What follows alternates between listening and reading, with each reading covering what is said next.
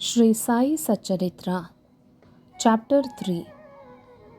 Sai Baba's Sanction and Promise, Assignment of Work to Devotees, Baba's Stories as Beacon Light, His Motherly Love, Rohilla's Story, His Sweet and Nectar-like Words. Sai Baba's Sanction and Promise. As described in the previous chapter, Sai Baba gave his complete assent to the writing of the Satcharitra and said, I fully agree with you regarding the writing of Satcharitra. You do your duty, don't be afraid in the least. Study your mind and have faith in my words. If my Leelas are written, the avidya will vanish, and if they are attentively and devoutly listened to, the consciousness of the worldly existence will abate. Strong waves of devotion and love will rise up. If one dives deep into my Leelas, he would get precious jewels of knowledge. Hearing this, author was much pleased, and he became fearless and confident, and thought that work was bound to be success. Then turning to Shama, Madhav Rao Deshpande, Sai Baba said, If a man utters my name with love, I shall fulfill all his wishes.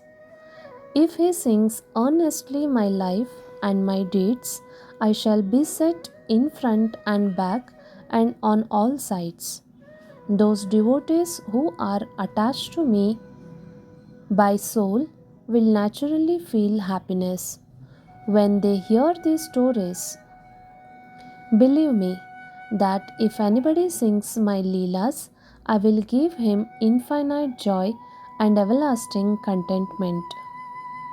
It is my special characteristics to free any person who surrenders completely to me and who does worship me faithfully and who remembers me and meditate me constantly. How can they be conscious of worldly objects and sensations who utter my name, who worship me, who think of my stories and my life, and who thus always remember me? I shall draw out my devotees from the jaws of death. If my stories are listed to, all the diseases will be got rid of. So, hear my stories with respect. Think and meditate on them. Assimilate them. This is the way of happiness and contentment. The pride and egoism of my devotees will vanish. The mind of the haters will be set at rest. And if it has wholehearted and complete faith, he will be one with supreme consciousness. The simple remembrance of my name as Sai Sai will do away with sins of speech and hearing. Different works assigned to devotees. The Lord entrusts different work to different devotees. Some are given the work of building temples and mutts or ghats, flight of steps on rivers. Some are made to sing the glories of a god. Some are sent on pilgrimages. But to me was allotted the work of writing the Satcharitra. Being a jack of all trades but master of none, I was quite unqualified for this job. Then why should I undertake such difficult job? Who can describe the true life of Sai Baba? Sai Baba's grace alone can enable one to accomplish this difficult work. So when I took up the pen in my hand, Sai Baba took away my egoism and wrote himself his stories. The credit of relating to these stories, therefore, goes to him and not to me. Though Brahmin by birth, I lacked the two eyes, that is, sight or vision, of Shruti and Smriti, and therefore was not at all capable of writing the Satcharitra. But the grace of Lord makes a dumb man talk, enables a lame man to cross a mountain. He alone knows that knack of getting things done as he likes. Neither the flute nor the harmonium knows how the sounds are produced. This is the concern of the player. The oozing of Chandrakanta jewel and the surging of sea are not due to the jewel and the sea, but to the rise of the moon. Baba stories as beacon light. Lighthouses are constructed at various places in the sea to enable the boatmen to avoid rocks and dangers and make them sail safely. Sai Baba stories serve a similar purposes in the ocean of worldly existence. They surpass nectar in sweetness and make our worldly path smooth and easy to travel. Blessed are the stories of the saints when they are enter our heart through the ears, the body, consciousness, or egoism and the sense of duality vanish. And when they are stored in the heart, doubts fly out to all sides. Pride of the body will fall, and the wisdom will be stored in abundance. The description of Baba's pure fame and the hearing of the same with love will destroy the sins of the devotee, and therefore there is a simple sadhana of getting salvation. The sadhana for Krita age was Shamadhamana, that is, tranquility of mind and body. For Treta age, sacrifice. For Dwapara, worship. And for Kali, present age, it is singing of a name and glory of a Lord. This last sadhana is open to all people of four varnas. The other sadhanas, that is yoga, yagya, dhyana, and dharana, are very difficult to practice, but singing and hearing the stories and the glory of a Lord is very easy. We have only to turn our attention towards them. The listening and singing of the stories will remove the attachment to the senses and their objects and will make the devotees dispassionate and will ultimately lead them to self realization. With this end in view, Sai Baba made me or helped me to write his stories, Satcharitra. The devotees may now easily read and hear these stories of Sai Baba and while doing so, meditate on him, his form, and thus attain the devotion of Guru and God. Get detachment and self realization. In the preparation and writing of this work, Satcharitra, it is Sai Baba's grace which has accomplished everything, making use of me as mere instrument. Motherly love of Sai Baba. Everybody knows how a cow loves her infant calf. Her udder is always full, and when the calf wants milk and dashes at the udder, out comes the milk in an unceasing flow. Similarly, a human mother knows the wants of her child and feeds it at her breast in time. In case of dressing and adoring the child, the mother takes particular care to see that this is well done. The child knows or cares nothing about it, but the mother's joy knows no bounds when she sees her child beautifully dressed and adorned. The love of a mother is peculiar, extraordinary, and disinterested and has no parallel. Sadgurus feel this motherly love toward their disciples.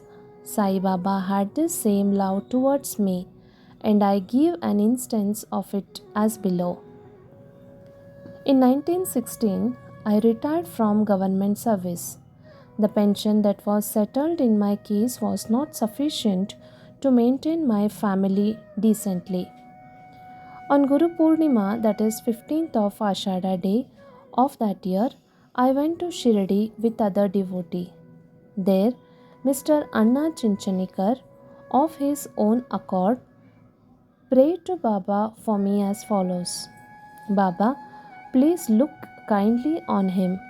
The pension what he gets is quite insufficient. His family is growing. Give him some other appointment. Remove all his anxiety and make him happy. Baba replied, he will get some other job, but now he should serve me and be happy. His dishes will be ever full and never empty. He should turn all his attention towards me and avoid the company of atheists, irreligious, and wicked people. He should be meek and humble towards all. Worship me by heart and soul. If he does this, he will get eternal happiness. The question, who is this he, whose worship is advocated, is already answered in the note on who is Sai Baba in a prologue at the beginning of this work. Rohila story. The story of Rohila illustrates Sai Baba's embracing love. Rohila, a tall and well built, strong as a bull, came to Shirdi wearing a long kafani and was enamored of Sai, who stayed there.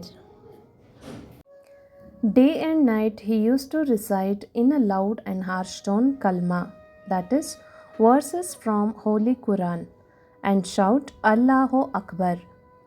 Most people of Shirdi were working in their field by day, and when they returned to their homes at night, they were welcomed with the Rohila's harsh cries and shouts. They could not get sleep and felt much trouble and inconvenience. They suffered in silence this nuisance for some days.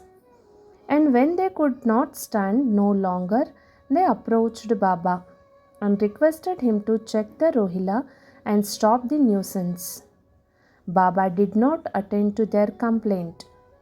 On the contrary, Baba took the villagers to task and asked him to mind their own business and not the Rohila. He said them that the Rohila had got very bad wife who tried to come in and trouble the Rohila. But hearing the Rohila's prayer, she not dare to enter, and they were at peace and happy. In fact, the Rohila had no wife, and by his wife Baba meant Durbuddhi, that is, bad thoughts. As Baba liked prayers and cries to God better than anything else, he took the side of Rohila and asked the villagers to wait and suffer the nuisance, which would abate in due course. Baba's sweet and nectar like words. One day at afternoon, after the arti, devotees were returning to their lodgings when Baba gave the following beautiful advice: be wherever you like, do whatever you choose. Remember this well, that all what you do is known to me. I am the inner ruler of all and seated in their hearts.